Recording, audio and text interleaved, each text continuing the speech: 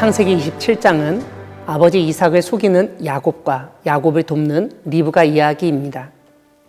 1절을 보면 이삭은 나이가 많아 눈이 어두워 잘 보지 못하였다고 설명하고 있습니다. 시력이 좋지 못하다는 것은 기력이 쇠하였다는 의미이고 결국 이것은 나이가 많아 죽을 때가 가까웠다는 것을 나타내는 표현입니다. 이삭은 에서를 불러서 자신이 죽을 것이라는 사실을 언급하며 에서에게 특별한 명령을 내립니다. 에서가 사용하는 도구, 즉 활과 화살통을 가지고 가서 사냥하여 짐승을 잡아 요리해서 먹을 수 있게 하라는 것입니다. 그것을 먹고 축복을 하겠다고 이삭이 말합니다.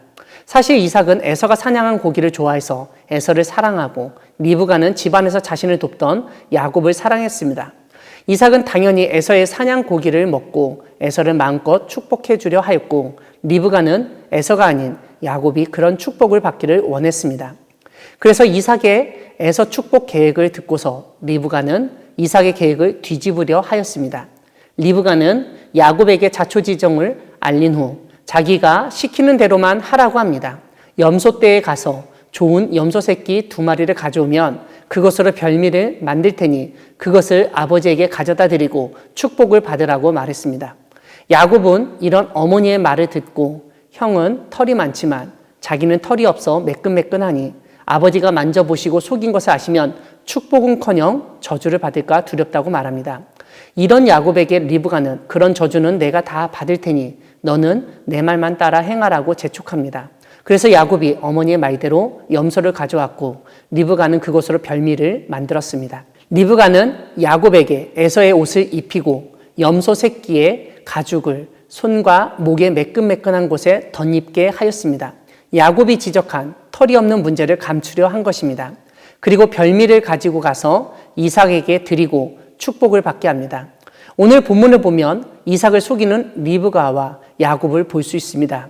우리는 성경을 통해 하나님을 믿는 사람은 거짓말해서는 안 되고 진실해야 한다고 알고 있습니다. 부부나 부모와 자녀 사이에 신실함, 신뢰가 중요하다고 믿고 있습니다. 그런 우리에게 오늘 이삭과 리브가, 야곱의 이야기는 정말 충격적이고 당황스럽게 만듭니다.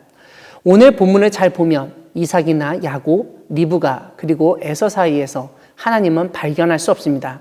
단지 이삭이 축복할 때 그때에서야 비로소 하나님이 언급됩니다. 그러니까 지금 이삭이나 아닌 리브가 그리고 아들인 에서나 야곱 모두가 하나님 안에서 살고는 있지만 각자의 삶의 방식에 따라서 자신의 계획에 따라 행동하고 있는 것처럼 여겨집니다. 사랑하는 광야교회 성도 여러분, 오늘 본문은 리브가의 편애가 가장 잘 드러난 부분이라고 할 수 있습니다. 자신이 사랑하는 둘째 아들을 첫째 아들처럼 축복받게 하고자 하는 잘못된 사랑, 어그러진 사랑을 보여줍니다. 왜곡되고 어그러진 사랑은 거짓을 행하게 하고 속이기까지 한다는 것입니다.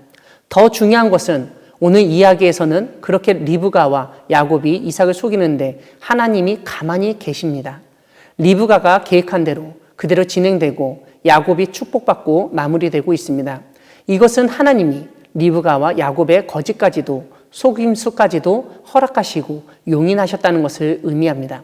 비록 그것이 잘못된 일이지만 자식에 대한 사랑, 그리고 그 옛날 임신했을 때 하나님이 말씀하신 내용에 대한 믿음을 하나님이 인정하시고 그 나름대로 원하는 것을 얻게끔 하셨다는 것을 알 수 있습니다.